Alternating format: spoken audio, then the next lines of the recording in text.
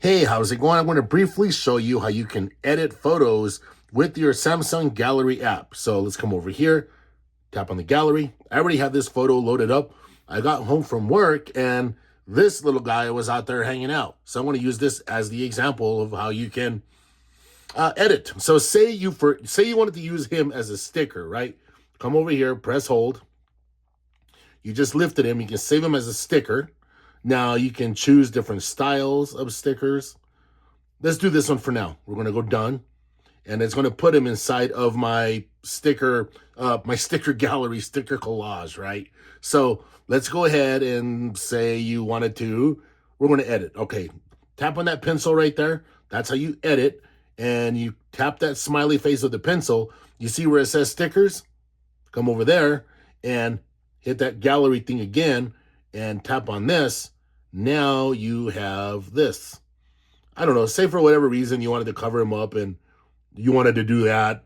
All right, that's cool. Or say you wanted to do this. Now what I want to do is I'm going to erase this guy.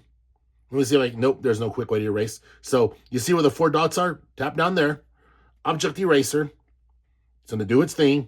Come over here. You want to draw a line around best you can. You can also use your S pen, but you see what it did there? We're going to erase. Now we're going to do this. Now we're done, right? We're going to come over here, and you can kind of see where he was. We're going to tap on the smiley face, stickers. Now we're going to, I'm just giving you guys an example. This isn't something I'd actually do. But yeah, so now the rabbit has a cute little outline around him. Now, if you want to do a little more with this, say you come over here and you want to revert it, you don't like what you did, you just reverted it and it went right back.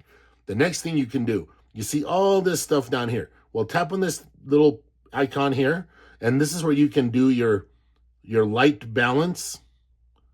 You have your brightness, your exposure, contrast, highlights, shadows, saturation.